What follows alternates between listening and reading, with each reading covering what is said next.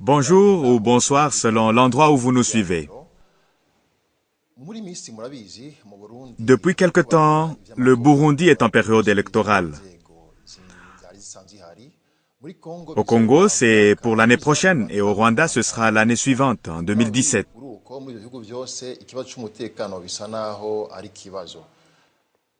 Pendant la période électorale, il s'avère que la sécurité ne se porte pas très bien dans les trois pays, mais la situation diffère d'un pays à l'autre. Si on parle du Burundi, par exemple, la situation est très difficile. Il y a des jets de grenades, il y a des crépitements de balles. Souvent, il n'est pas évident d'établir la responsabilité. Au Congo, depuis le début de l'année, plus d'une centaine de personnes ont été tuées. Au Rwanda, il y a de la sécurité, même si les Rwandais craignent que la sécurité ne soit perturbée par des groupes armés venant de l'extérieur. La question sécuritaire est donc pertinente dans les trois pays. Une des priorités, les groupes armés qui opèrent librement dans la région. Ces groupes font que ces pays se méfient les uns des autres. Ces pays s'accusent mutuellement, comme quoi l'insécurité dans l'un ou l'autre pays vient du voisin. C'est sur cette question, très chers téléspectateurs, que nous allons débattre. Nous allons essayer de comprendre pourquoi les groupes armés existent et ne sont pas inquiétés, apparemment. Quelle est la cause à l'origine de leur existence et essayer de donner des pistes de solutions. Pour élucider cette question, nous avons invité 3 experts venant de ces 3 pays. Tous 3, ils sont des spécialistes de la question sécuritaire de la région des Grands Lacs. Venant du Congo, nous avons M. Kasekwa, Jean-Baptiste. Vous êtes politologue, vous avez fait beaucoup de recherches sur les groupes armés, vous vous êtes beaucoup intéressé à la question des enfants soldats et la manière dont ils sont enrôlés dans ces groupes. Permettez-moi de vous inviter sur le plateau. Caribou. Merci beaucoup. Christophe Sebudandi, vous êtes burundais. Au Burundi, vous avez été à la tête de la Ligue ITK. Vous avez également dirigé la RDGL, qui est une organisation sous-régionale. Vous avez créé votre propre organisation qui s'occupe de la question de gouvernance.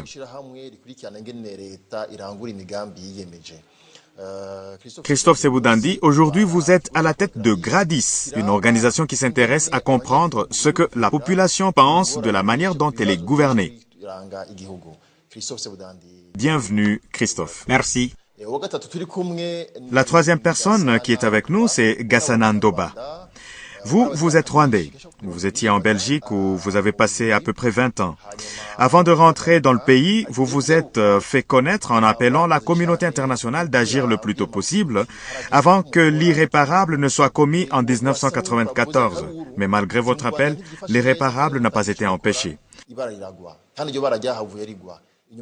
Quand vous êtes rentré au Rwanda, vous étiez à la tête de la commission des droits de l'homme.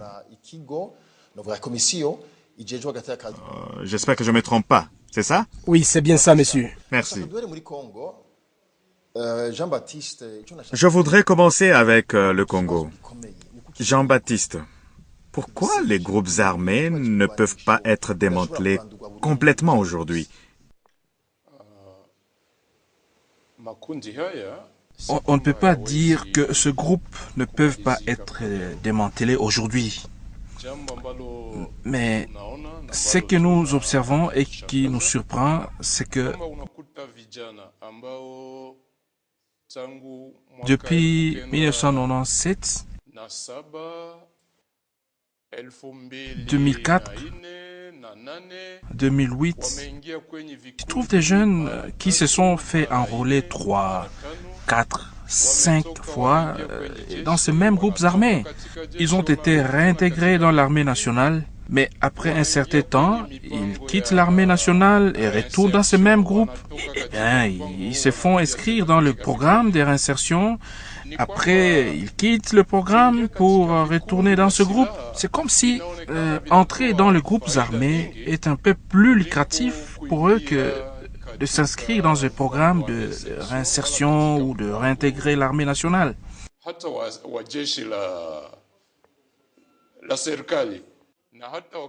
Et même quand ils sont dans ces groupes, ils ne s'inquiètent pas que demain ou après-demain, ils seront appréhendés et traduits en justice.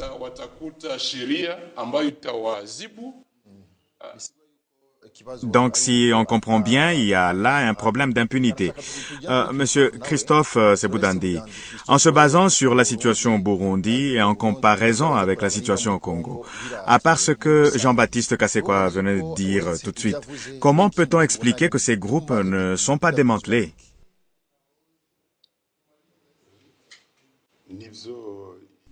Oui, c'est vrai. L'impunité, c'est un problème sérieux. Mais de manière globale, la question revient au problème de la mauvaise gouvernance. Prenons le cas du Burundi. Au Burundi, tous les partis politiques ont leurs milices, constituées de jeunes gens. Vous savez bien que la jeunesse est manipulable et peut être impliquée dans bien des choses. Mais on dit également que la jeunesse est le futur du pays. Ce que nous observons au Burundi, il y a des milices du parti MSD, du parti Fodebou, du parti FNL de Rwasa et la milice Imbonerakure du parti au pouvoir. Ces Imbonerakure ont suivi un entraînement militaire. Ils sont dans tous les districts du pays et ils opèrent librement et ne sont pas inquiétés par la justice. Parfois, ils se permettent de s'attaquer à la police, à l'armée, aux autorités publiques, et ils tuent. Au fond, ils se substituent à l'autorité de l'État et souvent, ils travaillent avec certaines instances supérieures de la police qui les protègent. Alors là, le problème se pose autrement. Oui, le problème se pose autrement, même si je peux dire que ces problèmes sont similaires partout. La plupart de ces jeunes qui sont recrutés, c'est des jeunes désœuvrés, sans espoir et qui n'ont pas étudié. Quand ils se livrent à ces actions, ils obtiennent des gains en termes d'argent ou autre matériel, mais aussi des promesses ou des postes de travail. Ça ressemble à ce que vient de dire Kasekwa.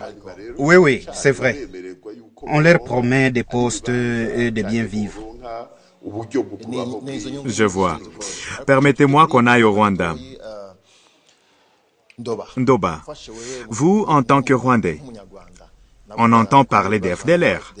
Pourquoi cette question ne se termine pas? Pourquoi elle n'est pas résolue? En vérité, je considère que le FDLR, c'est une émanation du pouvoir génocidaire. Il a été créé par l'État dit de Batabazi, qui venait de commettre le génocide au Rwanda en 1994. Quand son gouvernement est parti en exil, il est parti avec son armée. Et sur le plan international, il s'est retrouvé de plus en plus isolé. Et son aile armée a changé d'appellation du jour au lendemain. Ok, on va y revenir. Surtout sur pourquoi 20 ans après, il n'y a toujours pas eu de solution.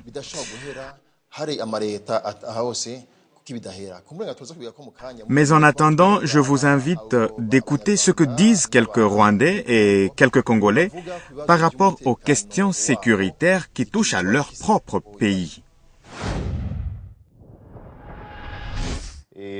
Au niveau local, nta kibazo gihari, ariko ikibazo gihari n'ubwoba dutewe n'imitwe yitwara gisirikare nka FDLR iza guhungabanya umutekano mu Rwanda. Nicyo kibazo gihangayikishije u Rwanda kugeza ubu ngubu, kuko iyo urebye haciye igihe kinini bakangura FDLR gutaha, bayiha date limite. Wakati za mingi kukikuwa vita Baraka, kwa askari ambao wanakuya kukamata kuma ekole, bana watusha mu classe, surtout ba garçon.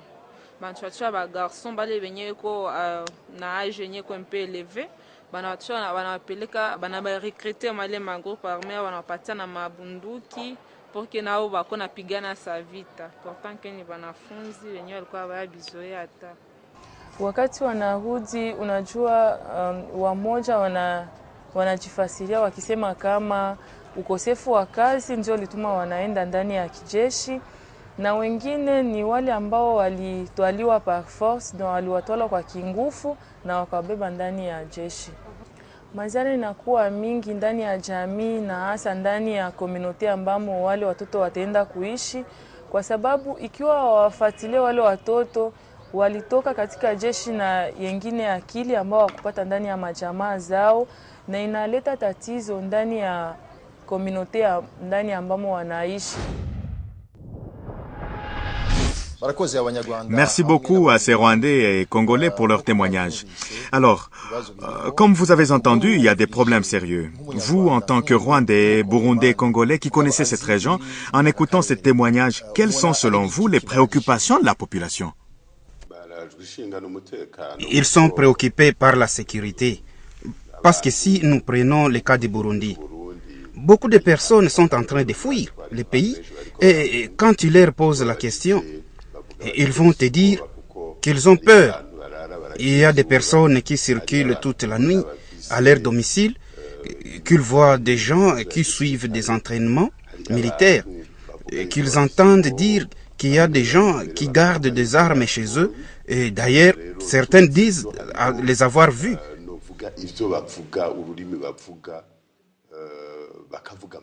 Mis à part ça, c'est le langage utilisé par ces groupes qui les intimident. Ils utilisent des mots qui font peur. Ils visent beaucoup plus les personnes de l'opposition. Vous savez qu'au Burundi, il y a la question du troisième mandat. Et alors ils disent que quiconque ne votera pas pour le président sortant, il le payera cher.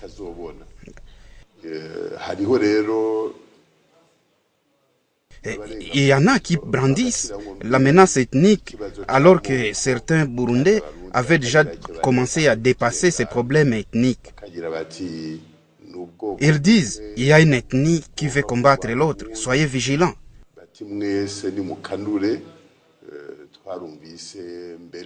Par ailleurs, nous avons entendu un dignitaire du parti au pouvoir sein de DFDD dire en utilisant des tournures imagées que leur ennemi est les Tutsis, leur ancien antagoniste.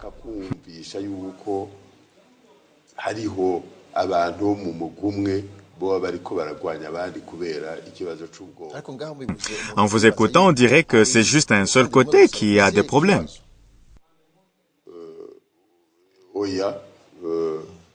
Non. Je vous ai dit que tous les partis ont une jeunesse ou une milice.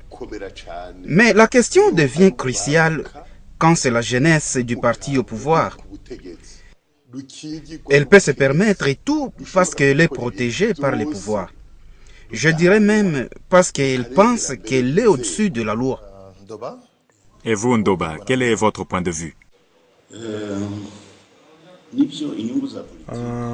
C'est vrai. Les intérêts politiques de ceux qui sont au pouvoir, de ceux qui cherchent le pouvoir ou de ceux qui l'ont perdu, qui veulent encore le conquérir, est le nœud du problème. En ce qui concerne le Rwanda, nous n'avons pas ces groupes armés à l'intérieur du pays. Mais les gens sont inquiets par rapport à ce qui se passe dans les pays voisins, au Burundi et au Congo.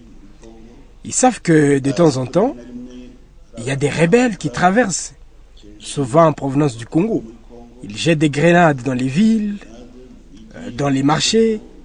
Ça perturbe tout le monde au point qu'il y a des policiers et des militaires sur chaque coin de la rue. Ça renvoie aux mauvaises périodes que le pays a connues, bien que la situation sécuritaire du Rwanda n'est pas aussi instable comparée à celle du Burundi ou du Congo. Mais il y a de quoi s'inquiéter. Attendez, vous dites donc que les Rwandais sont inquiets. Ils ont peur de ces groupes armés qui viennent du Congo et ils accusent le Congo de les héberger. Oui, c'est vrai. C'est une question qui divise les pays. Et comme vous l'avez dit tantôt, il y a suspicion entre les pays. Récemment, je suis passé au Burundi. J'ai entendu des gens dire qu'il y avait des Rwandais qui espionnent le Burundi. J'ai même entendu des gens du pouvoir le dire. Mais jusqu'ici, personne n'a pu le prouver, hein? Oui, effectivement, il n'y a personne, mais ça se dit. D'autres disent qu'il y a les FDLR. Et la preuve, disent-ils. Regardez les chauffeurs de moto-taxi. La plupart, ils parlent Kinyarwanda. Cette suspicion est donc là. D'accord. Je voudrais m'adresser un peu à Jean-Baptiste Kassekwa qui vient du Congo et qui vit précisément à Goma. Il y a eu plusieurs guerres, il y a eu le M23. N'est-ce pas que le Congo a accusé également le Rwanda? À propos des FDLR, les Congolais souffrent beaucoup à cause de ces groupes armés. Prenons un exemple du territoire de Rutshuru. Pour qu'un Congolais aille cultiver son champ, les FDLR lui disent qu'il doit verser une rançon de 2000 francs congolais chaque semaine. Et dans le territoire de Walikale, on cultive la palme à huile et pour extraire l'huile, les FDLR exigent à ce qu'on leur donne 20 litres d'huile chaque semaine. Cette situation énerve les Congolais. Si nous prenons le cas de Lubero, les FDLR sont nombreux là et puis ils ont des cartes d'électeurs. L'élection ne peut pas se passer calmement là-bas. Si tu es un politicien, tu ne peux pas mener tranquillement ta campagne électorale si le chef supérieur des FDLR ne l'autorise pas. Cette situation crée de la frustration chez les Congolais et pousse beaucoup de jeunes à s'enrôler dans les groupes armés. Et ceci arrive souvent quand ils remarquent que l'armée gouvernementale traîne à en découdre avec des groupes comme le FDLR. Et surtout que la population est convaincue que l'armée nationale n'est pas à la hauteur de la tâche. D'autant plus que les groupes, comme les FDLR, sont très puissants.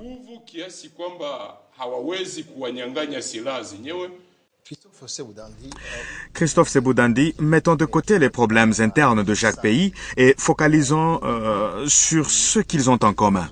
Il est vrai que ces groupes armés inquiètent tous ces pays. N'est-ce donc pas là aussi un problème régional?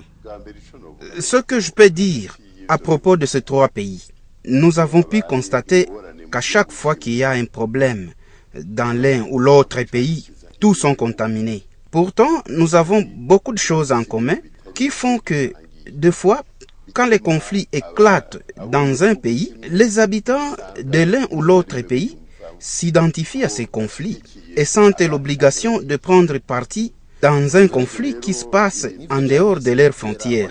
Est-ce que cela est vrai? Oui, c'est vrai. Par exemple, récemment, il y a eu des études qui ont démontré que les Imbonerakure sont allés s'entraîner au Congo. Qu'il y a aussi des hommes d'Agathon Rwasa et Sabamhema qui sont allés au Congo pour pouvoir déstabiliser le gouvernement du Burundi. Et tu trouves que ce groupe opère ensemble avec les groupes Maïmaï du Congo. En décembre 2014, nous avons entendu parler d'un groupe qui a attaqué le Burundi à partir de Rugombo. Oui, il viendrait du Congo, mais on n'a jamais pu établir clairement d'où il provenait. Mais il combattait le gouvernement. Oui, il combattait le gouvernement.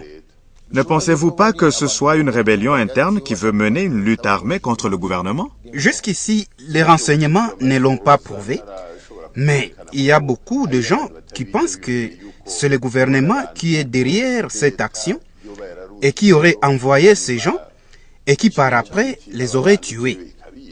Mais il est difficile de comprendre ça. Si vous me permettez de continuer, il y a un rapport des Nations Unies qui a pu montrer qu'il y a une étroite collaboration entre les services de renseignement burundais et les éléments de FDLR basés au Congo. Selon ces rapports, les FDLR vendraient de l'or au Burundi et en retour, ils se procureraient des armes par les Burundis.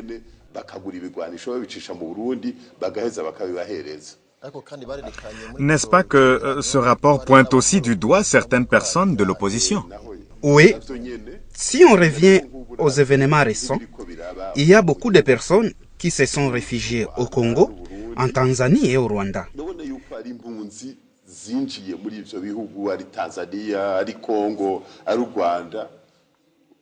Le gouvernement rwandais surveille de près ce qui se passe au Burundi. La position du président Kagame est tout à fait claire. Il a dit qu'il ne comprend pas comment un président se maintiendrait au pouvoir si sa population ne veut plus de lui. Est-ce qu'on peut dire que le Burundi peut être déstabilisé à partir du Rwanda? C'est possible.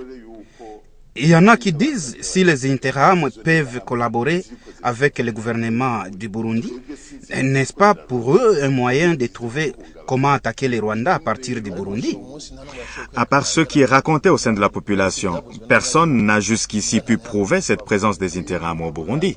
Oui, c'est vrai. Mais si je me fie à mes recherches et à ce que j'entends, il est clair que le gouvernement rwandais prend au sérieux cette question.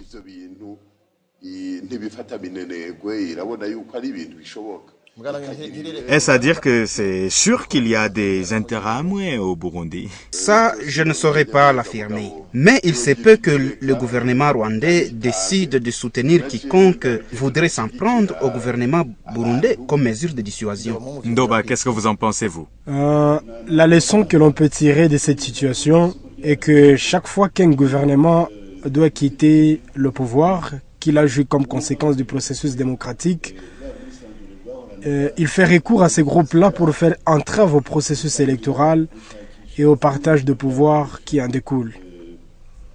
Quand le gouvernement commence à se comporter de cette façon, il en va de soi que l'opposition, qui était à la base pacifique, fasse aussi recours à des moyens violents.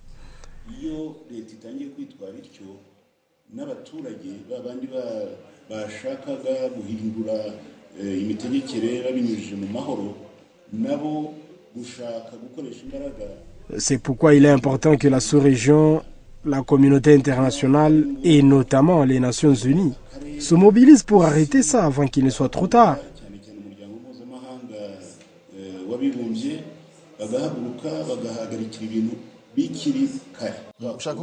Êtes-vous en train de dire que s'il n'y a pas une entente entre les différents antagonistes, il y a forcément la guerre? Absolument.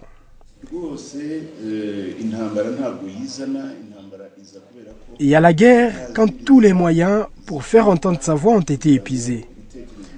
Pour que la population d'un pays se décide à prendre les armes contre son gouvernement, ceci veut dire que cette population ne fait plus confiance non seulement à ce gouvernement, mais aussi aux institutions internationales pour obtenir gain de cause de leurs revendications pacifiquement. Pensez-vous qu'il y a encore risque de guerre au Congo? Parce que là aussi, la situation n'est pas au beau fixe. Oui, c'est possible, parce qu'il n'y a pas d'entente entre les différents protagonistes de la scène politique congolaise. Les discussions entre eux ne sont pas vraiment franches. La dernière réunion de la CEPGL date de 2011 et il y a à peu près 15 ans que le président du Congo n'est pas allé en visite officielle au Burundi ni au Rwanda. Ne pensez-vous pas qu'il y a un problème entre les présidents de ces trois pays qui fait qu'ils n'arrivent pas à trouver des solutions efficaces aux différents problèmes auxquels ils sont confrontés au niveau régional? Je pense qu'il faut aussi de la démocratie ou de la transparence dans les relations entre nos chefs d'État. Très souvent, la population apprend qu'il y a eu des accords concernant la sécurité entre nos trois pays, mais ces accords se passent dans le strict secret. Par exemple, en 2012, le Rwanda a effectué un rapatriement d'un groupe de ses militaires qui étaient stationnés dans le territoire de Rutshuru. Après, il a annoncé officiellement que ce groupe était là selon les accords conclus entre le Rwanda et le Congo. Mais la population congolaise n'était au courant de rien. La même chose est arrivée au Sud Kivu. La MONUSCO a annoncé qu'il y a des militaires burundais sur le sol congolais. Mais le gouvernement du Congo a démenti cette nouvelle. À la fin, il a été prouvé qu'ils étaient là. Il faut qu'il y ait de la transparence dans les relations entre nos États. Je vous prie d'écouter d'abord quelques solutions que nous propose la population. On ne peut pas créer de l'emploi là où il y a la guerre. On ne peut pas créer de l'emploi là où on exproprie les gens de leur terrain. On ne peut pas créer de l'emploi là où il n'y a pas la stabilité. J'adhère à cette solution, mais si on n'arrête pas la cause qui produit ces effets-là, chaque fois, ça va encore se répéter.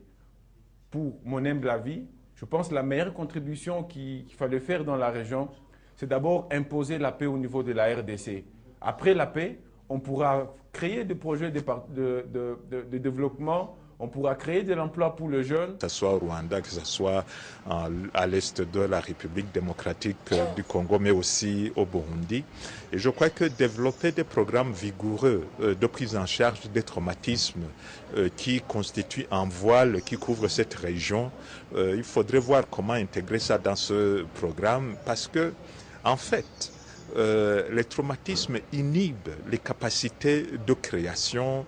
Les traumatismes ne permettent pas la libération des énergies intérieures et la possibilité de développer des solidarités et un sens d'appartenance et une conscience citoyenne. Vous venez de suivre des activistes qui militent pour la paix et les droits de l'homme au Congo et au Burundi. Comme vous l'avez entendu, le premier intervenant a dit qu'on ne peut pas avoir la paix au Congo par la force. Et l'autre a dit que la population est traumatisée. Et pour qu'il y ait la paix, il faut d'abord soigner la population de ce traumatisme. Mais selon vous, qu'est-ce qu'il faut pour qu'il y ait une stabilité durable dans la région ?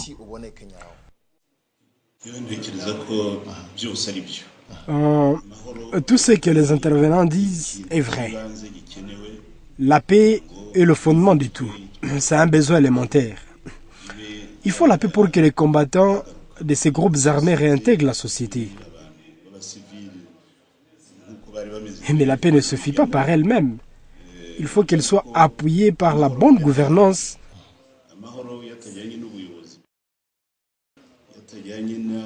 que les droits humains soient respectés et des programmes de développement mis en place pour améliorer le bien-être de la population.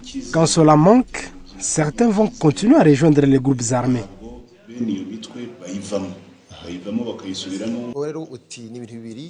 À vous entendre bien, il faut donc deux choses, la paix et l'amélioration du bien-être de la population, c'est ça? Oui, mais aussi la bonne gouvernance. D'accord, et la bonne gouvernance. Kasekwa, qu'est-ce que vous en pensez? Qu'est-ce qui doit être fait?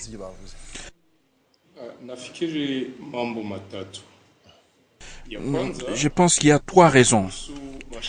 Premièrement, je dirais que le pays doit arrêter de se mêler de ce qui se passe dans les autres pays.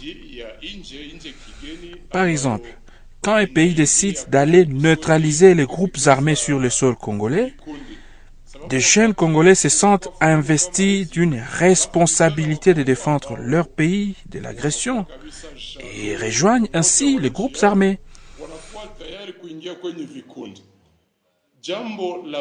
Deuxièmement, il faut arrêter la culture de l'impunité. Il y a les autorités qui utilisent des groupes armés ou qui en créent comme moyen d'accéder au pouvoir, soit pour devenir des ministres, soit pour être des chefs d'État ou des généraux. Ces gens devraient être sanctionnés par la communauté internationale. Et la CPI devrait se saisir de leurs dossiers et les traduire en justice. Cette impunité devrait être aussi bannie chez les jeunes gens. Ça, j'insiste, les jeunes gens qui rejoignent les groupes armés. Troisièmement, les intérêts politiques de nos chefs d'État. Ces chefs d'État choisissent de laisser s'effondrer complètement l'État pour protéger leur pouvoir.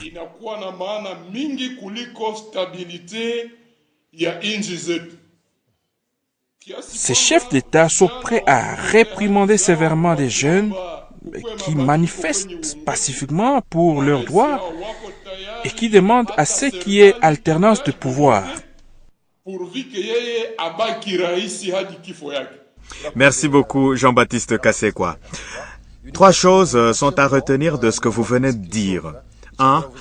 Les pays doivent cesser de se déstabiliser mutuellement sous prétexte qu'ils vont défendre leur propre sécurité.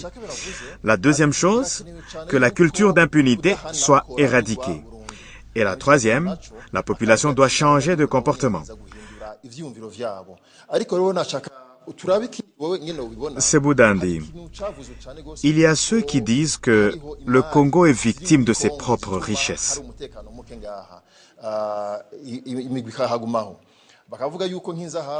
Que par exemple, 80% de son or transite par le Burundi, le Rwanda, l'Ouganda ou le Kenya pour être vendu illégalement. Votre avis?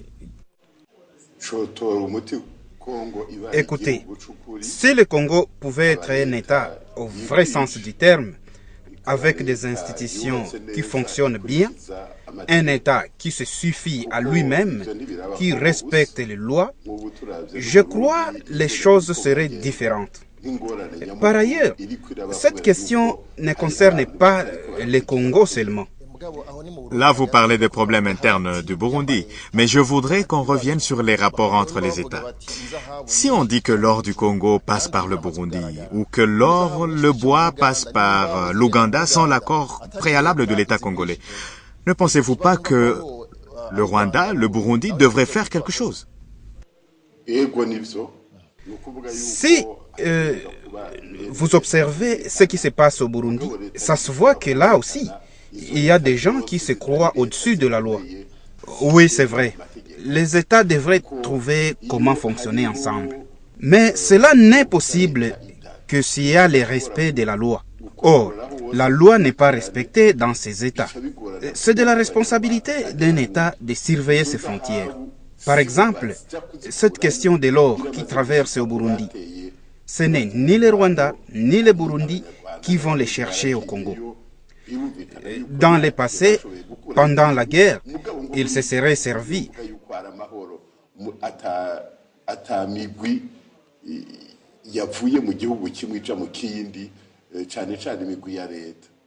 Mais actuellement, ce sont les Congolais qui amènent l'or frauduleusement.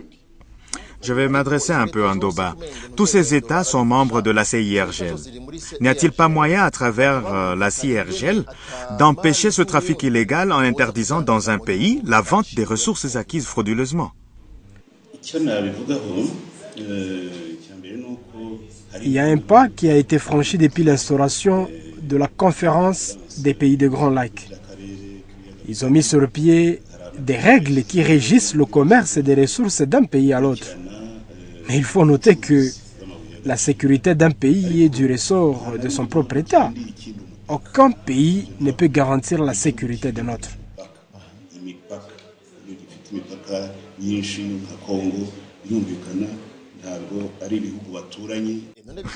Vous voulez dire que si le Congo manifeste une faiblesse, le Rwanda et le Burundi ne peuvent pas lui venir en aide pour protéger ses ressources, c'est ça? Ils peuvent, mais ce n'est pas une solution durable. Le business, monsieur, c'est du business. Les gens poursuivent leurs intérêts. Si le gouvernement ne protège pas ses frontières, les gens traverseront illégalement pour vendre leurs marchandises dans les pays voisins, là où ils perçoivent plus de profits. Mais le Rwanda et le Burundi ne sont pas les seuls responsables dans ces trafics. Comme l'a souligné Sebudandi, ce sont les Congolais qui vendent ces minéraux. Et ni le Rwanda, ni le Burundi ne possèdent des usines de transformation. Ces minéraux continuent dans les pays riches. Et ces pays riches ont aussi une grande responsabilité dans ce qui se passe au Congo. Mais ce que je ne comprends pas, je n'entends pas le Rwanda, le Burundi déclarer « Nous avons saisi de l'or, du coltan, ou je sais pas, la cassitérite qui vient du Congo », alors que ces minéraux traversent la frontière régulièrement. Ouais, c'est arrivé un jour que le Rwanda rende au Congo des minéraux saisis sur son sol. Oui, bon, ça j'ai entendu une fois. Mais ce n'est pas ça la solution. Les pays peuvent aider, mais la responsabilité revient encore au Congo.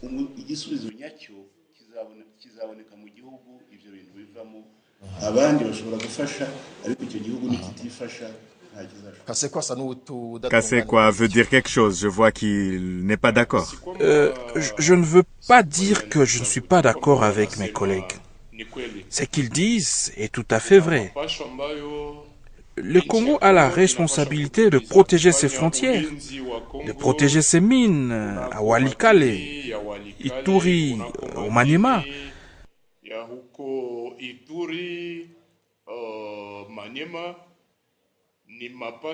C'est la responsabilité de l'État.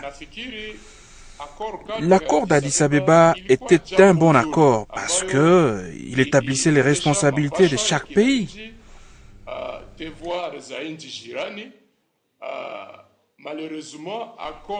Malheureusement, cet accord n'a pas été bien respecté. Je crois qu'il aurait fallu le traduire en traité pour qu'il soit respecté. Mais ce que je dis depuis le début, les pays voisins devraient stopper d'alimenter les conflits au Congo. Parce que chaque fois que un pays voisin s'introduit au Congo sous prétexte sécuritaire, les jeunes Congolais qui trouvent que la souveraineté de leur pays et son unité sont menacées, ils rejoignent les groupes armés. Jean-Baptiste Kasekwa, vous venez de soulever quelque chose d'intéressant. Revenons sur l'accord d'Addis Abeba. Vous venez de dire qu'à travers cet accord, les pays avaient trouvé une solution au problème du Congo. Et ce problème du Congo touchait également le Rwanda, mais beaucoup plus l'Ouganda. Aujourd'hui, on remarque que plus de 600 militaires qui étaient des membres du groupe M23 ne sont pas encore rapatriés chez eux. Ça pose un sérieux problème. Il y a aussi un autre groupe de plus de 1000 militaires qui sont en Ouganda. Ils avaient des revendications, mais eux aussi, ils ne sont pas encore rapatriés comme prévu. Où se situe exactement le problème? C'est vraiment un problème sécuritaire très sérieux. Cette question fait qu'aujourd'hui, nous n'avons pas entièrement la paix. Comme on vient de le dire, le gouvernement du Congo a ses obligations qu'il doit respecter, comme rassurer sa population qui vit en exil, que si elle rentre, elle aura la liberté de revendiquer ses droits sans se faire intimider.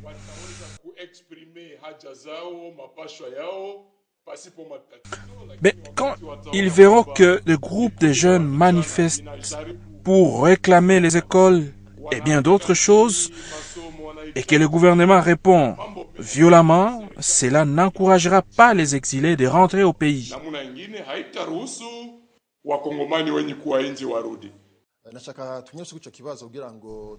Christophe, vous venez d'entendre ce qu'il vient de dire, que le gouvernement doit faire deux choses. D'abord, il doit honorer ses engagements, et de deux, les voisins doivent également prendre leurs responsabilités. Qu'est-ce que vous en dites? Les choses continuent comme elles sont, parce que, par exemple, pour la vente de minerais, les gens qui sont impliqués dans ces trafics sont tellement puissants. Et ils travaillent avec d'autres encore plus puissants qu'eux, qui sont même au-dessus du pouvoir de l'État dans ces deux autres pays. Ce que je tiens à rappeler est que les lois internationales et nationales doivent être scrupuleusement respectées.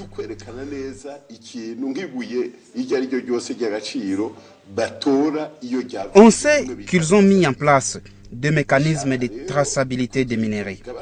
Mais pour que ceci fonctionne bien, il faut que les lois soient respectées.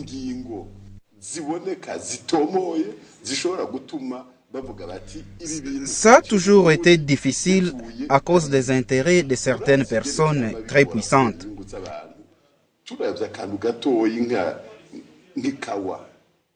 Un exemple banal, c'est le café du Burundi. Parce qu'on a donné aux cultivateurs un prix plus bas comparé à celui du Rwanda, les gens de Kayanza vendaient frauduleusement leur café au Rwanda.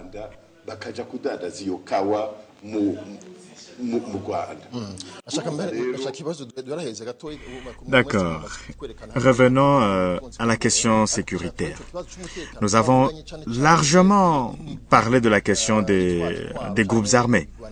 Mais dites-moi, Qu'est-ce que vous pensez qu'il faudrait faire? Quelle piste de solution à cette problématique épineuse?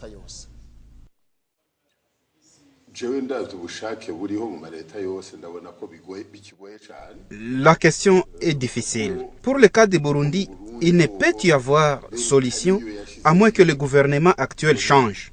Parce que c'est lui qui a créé ces groupes et qui les protège. Alors, il faut un changement du pouvoir pour que ça marche. Il faut un nouveau gouvernement qui puisse mettre en place une autre manière de gouverner. Le chemin parcouru a montré que seul le dialogue résout ces problèmes. Les partis politiques et la société civile doivent toujours trouver comment se parler et résoudre leurs différends par le dialogue. La communauté internationale qui nous a accompagnés dans les processus de paix nous l'a montré.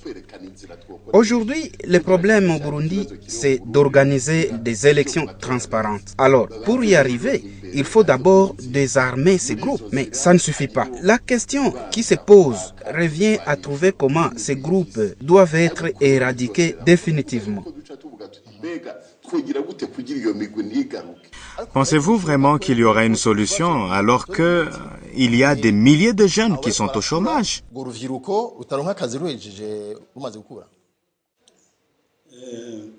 Oui, cette question a un lien direct avec le problème de sécurité.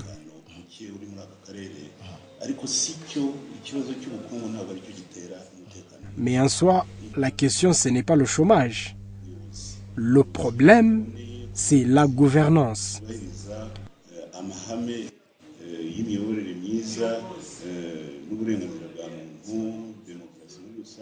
Quand il y a une bonne gouvernance, quand il y a la paix, cette même jeunesse qui cherche du travail, c'est la même qui crée des emplois, parce qu'elle est dynamique, parce qu'elle a des idées innovatrices également. Mais quand il n'y a pas la paix, cette jeunesse est facilement manipulable. C'est ainsi qu'on les retrouve dans ces groupes armés où des fois étant la cible des politiciens qui les manipulent pour arriver à leur fin politicienne.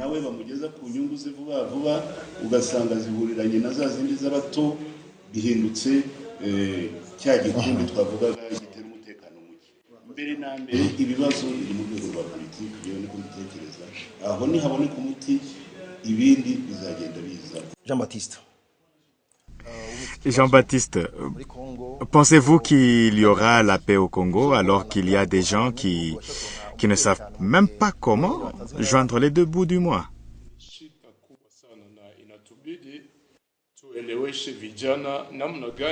Nous avons la responsabilité d'expliquer à la jeunesse comment les politiciens utilisent la ruse pour les manipuler afin d'atteindre leurs objectifs. Ce que j'ai pu observer et qui m'a toujours surpris, c'est comment les chefs de groupes armés, après qu'ils arrivent au pouvoir, eh bien, ils ne se souviennent même plus de l'existence de ces jeunes. Par exemple, le budget du gouvernement qu'ils formeraient verra. Par exemple, dans le budget du gouvernement qu'il formerait, on verra qu'ils ne pensent même pas à créer un fonds qui viendrait en aide à cette jeunesse, soit à leur payer la formation, soit à leur créer de l'emploi, etc. Ces jeunes sont complètement oubliés, il faut le savoir. Et ceci pose un grand problème dans les territoires où vivent les jeunes. Et après, tu attendras ces mêmes politiciens lancer un appel aux parents. Dites à vos enfants de déposer les armes pour que vous ayez la paix. Vous venez de soulever beaucoup de questions pertinentes. Mais disons, pour terminer, dans 2 mots, qu'est-ce qui doit être fait? En définitive, je veux dire qu'il faut lutter contre l'impunité. Tous ces politiciens qui créent des groupes armés, des milices pour arriver au pouvoir, pour protéger leur pouvoir, eh bien, tous ces jeunes aussi qui se livrent aux exactions, tous doivent être livrés à la justice internationale, comme la CPI ou la justice du pays, pour qu'ils soient sanctionnés.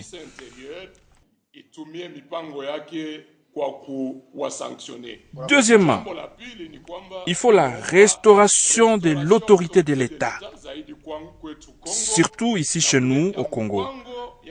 Il faut aussi mettre en place un programme de création d'emplois. Il faut que nos gouvernants changent leur politique sécuritaire et qu'ils arrêtent de mener des interventions militaires chez les voisins parce que ceci pousse les jeunes à vouloir s'armer. Et vous, Gassana Ndoba, dans 2 mots, qu'est-ce que vous diriez de la situation? Il y a une question que nous n'avons pas abordée, mais qui est cruciale tout de même pour qu'il y ait la paix dans nos pays. Cette question, c'est le devenir et l'avenir des chefs d'État sortants. S'ils ne sont pas assurés de comment ils vivront après leur mandat, s'ils ne sont pas sûrs de ce qui leur arrivera ou à leur protéger leur famille, cela risquera de poser problème un jour. Dernièrement, et pour finir, nous devons éduquer notre jeunesse des valeurs qui nous unissent, qui nous séparent. Nous leur dirons ou nous leur apprendrons que les différences ou la diversité est une richesse et non pas une source de discorde. Merci beaucoup. Et vous, Christophe Seboudandi, en 2 mots? Dans peu de mots, je peux dire que tout revient à la bonne gouvernance. La bonne gouvernance ne concerne pas seulement la politique. C'est également la création des richesses et la culture. La politique doit être le socle qui soutient tout le reste. Enfin, il faut bâtir des États qui garantissent l'équité pour toute la population sans distinction. Merci beaucoup à vous tous. Je voudrais rappeler que ce débat a porté sur la sécurité au Congo, au Burundi et au Rwanda. Nous avons examiné les causes des conflits et de l'insécurité dans ces 3 pays. Vous, nos intervenants, vous avez également proposé des pistes de solutions.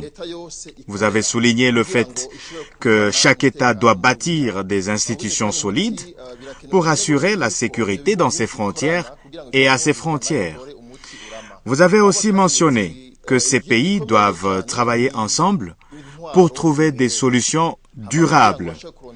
Vous avez insisté sur la bonne gouvernance et sur le fait que les États doivent collaborer pour que les richesses de l'un ne tombent pas dans les mains des bandes armées et ne les enrichissent.